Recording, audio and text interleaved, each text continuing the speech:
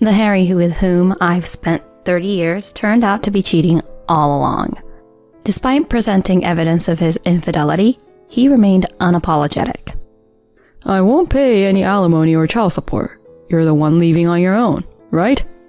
He declared that, but I just accepted the demand as it is. I had a secret I hadn't told my Harry about. My name is Natalie. I've been married to my Harry for 30 years, and our 2 children are already in high school.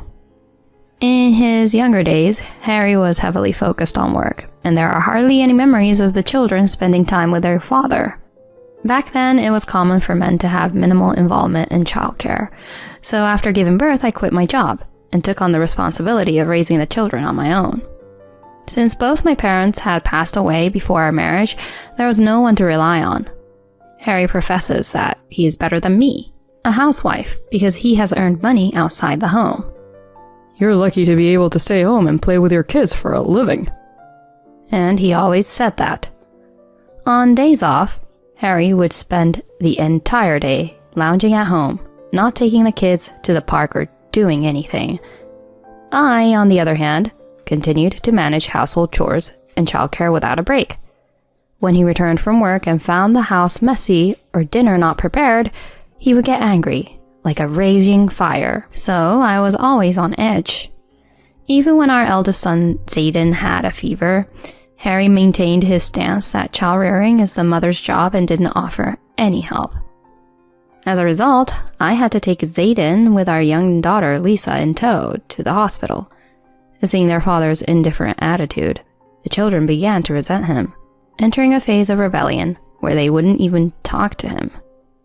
Dad is always focused on work and shows no interest in us at all. Moreover, Mom's words are always directed at him, and it's irritating. The children began to ignore their father, saying so. Given Harry's already thin affection for the kids, they entered a phase of rebellion, where they barely spoke to their father.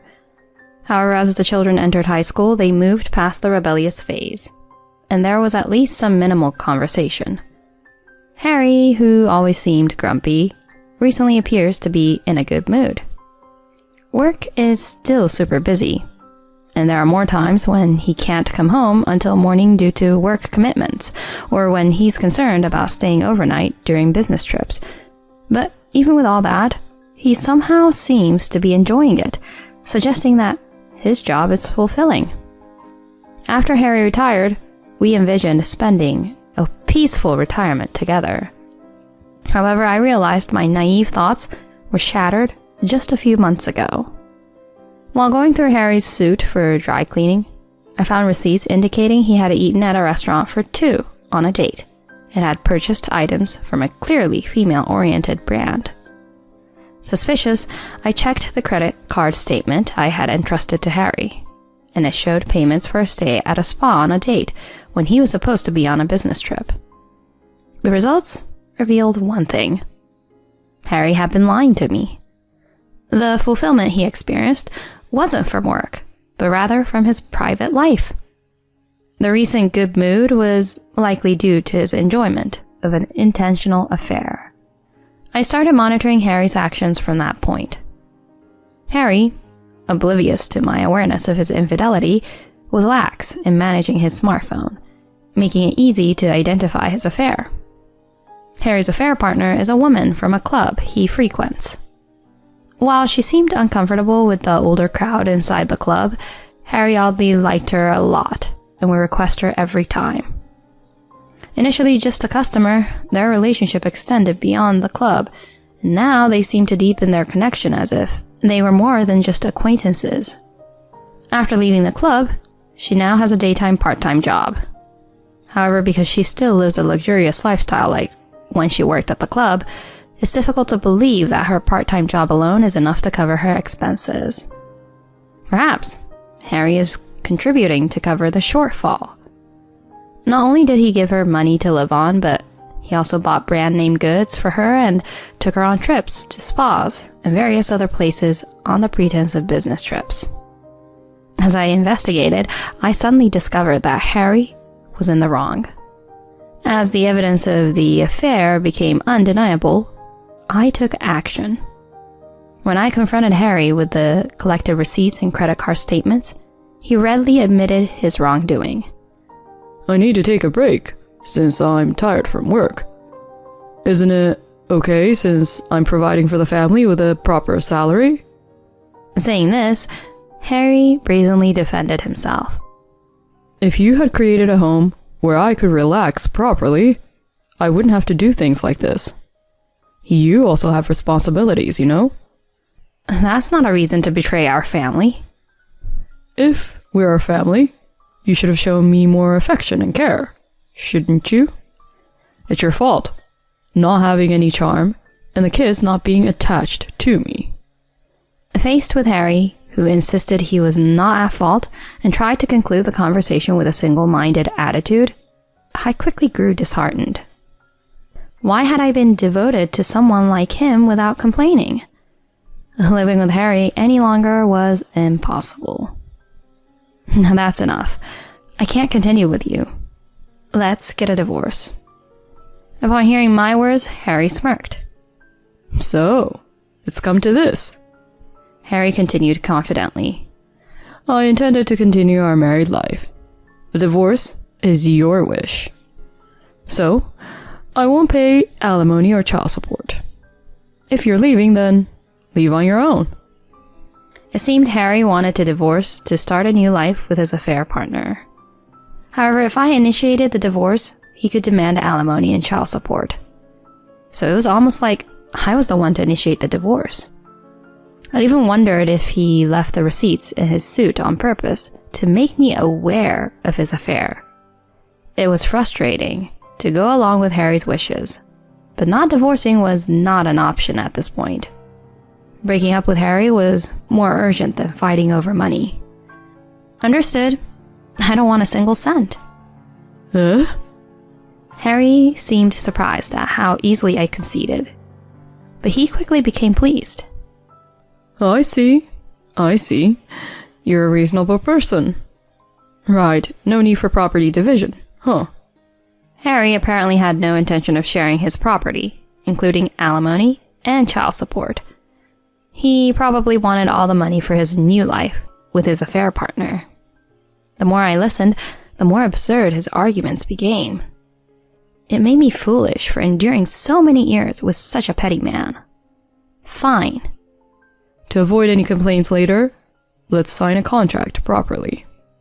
Sure, but I won't compromise on the kids' well-being. After the divorce, promise that nothing will change regarding my relationship with the children. That's fine. It's better for the kids to be close to you than me. You won't hear from me, so don't worry. You, on the other hand, don't come crying later, saying you don't have enough money. Harry easily gave up parental rights. As I expected, the children meant little to Harry. For us, though, their lives wouldn't be affected much by Harry's absence. With this, the divorce between Harry and me concluded, closing the chapter on our 30-year marriage. After being kicked out by Harry, the children and I moved to a centrally located, fully owned apartment. It was one of the properties my parents had left for me. Actually, my parents owned several apartments, and they transferred one of them into my name before they passed away.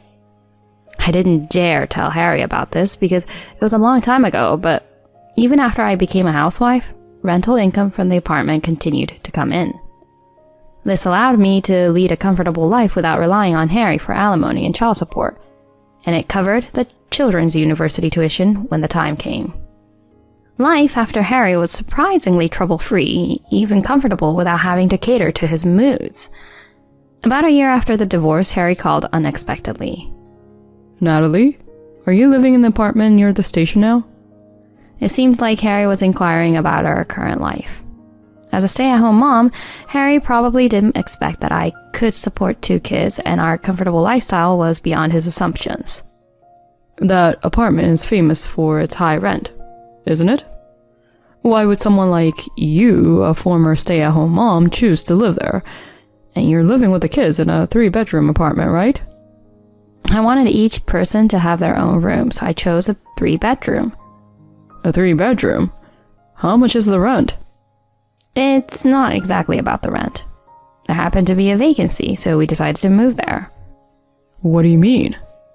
I explained to Harry that this apartment itself was something my parents left for me, and is under my name. Hearing this, Harry erupted in anger like a raging fire. What?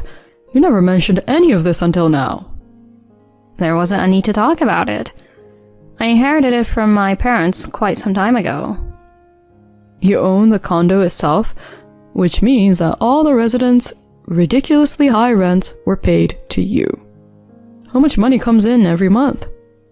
Money earned after our separation is shared property of the marriage. Isn't it strange to keep it all to yourself? You probably didn't notice, but I also supplemented our living expenses and educational costs with some of the rental income. So I just spent the rest of the money myself. If you're going to say that, the money you used to meet your affair partner should also be shared property, right? Don't give me that nonsense. Just because I made some contributions doesn't mean there isn't a significant amount of savings. I have the right to receive a share in the property through asset division. I sighed heavily in response.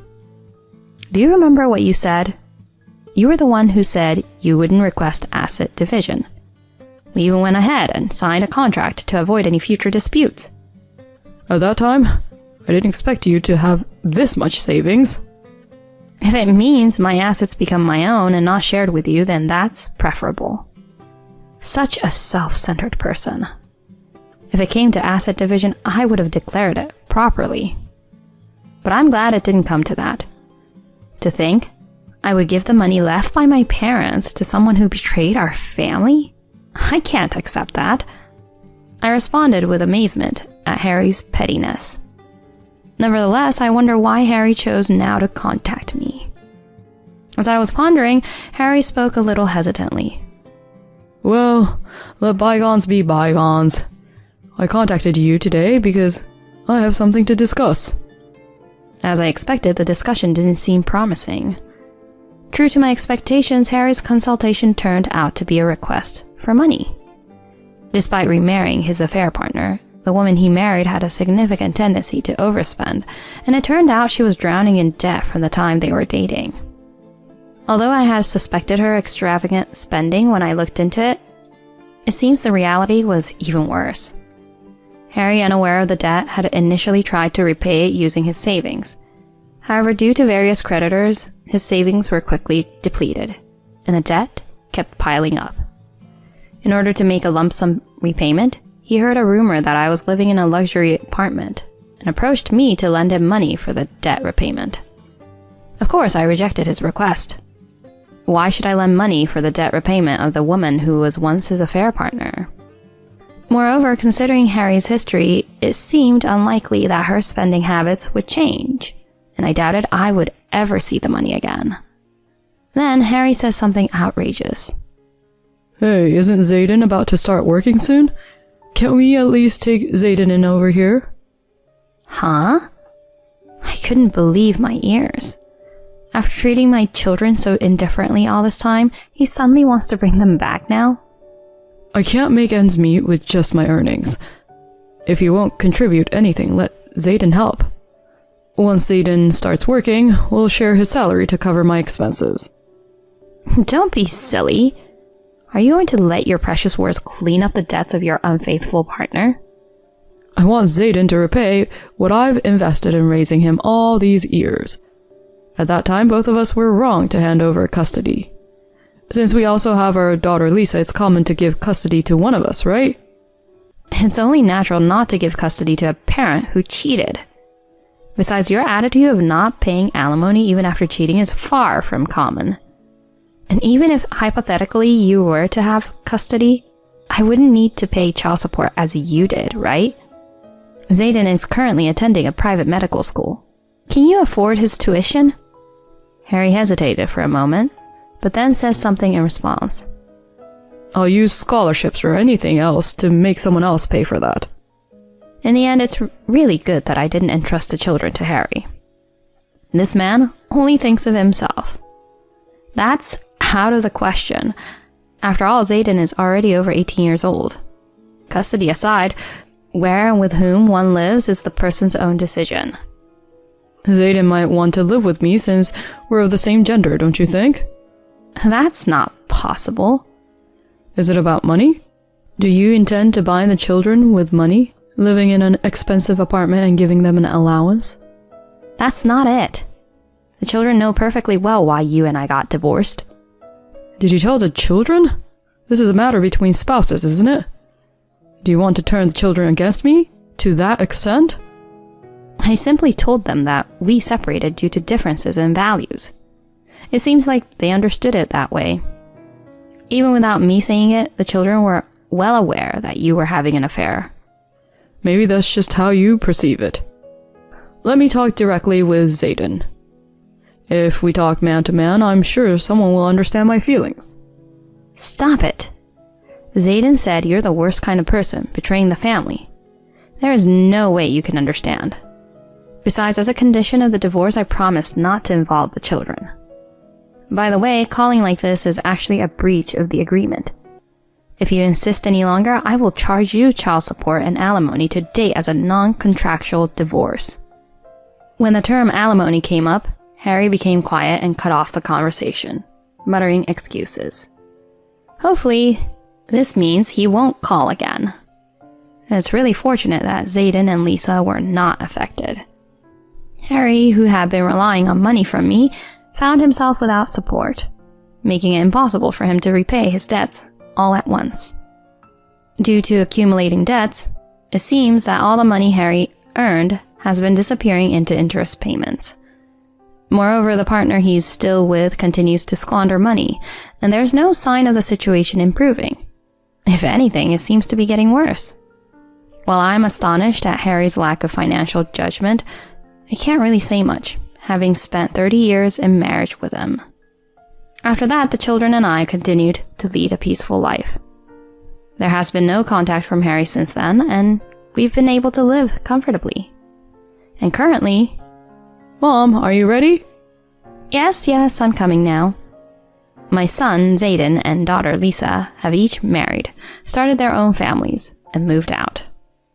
Blessed with grandchildren, I am now a grandmother to 4. Both Zayden and Lisa frequently come to visit, bringing their children, showing concern for me after they moved out and I was living alone. Today, we're on a family trip with Zayden's and Lisa's families, making a total of 9 of us. Perhaps the joy awaiting me in retirement is thanks to the decisive separation from Harry at that time. I heard through the grapevine that despite wanting to part ways with his current partner, Harry hasn't been able to due to the partner's clever reluctance. He lives only to pay his debts, with no happy time at all with his grandchildren. I feel sorry for him indeed, even though he deserved it. In a moment of mistake, happiness and misfortune can diverge so drastically.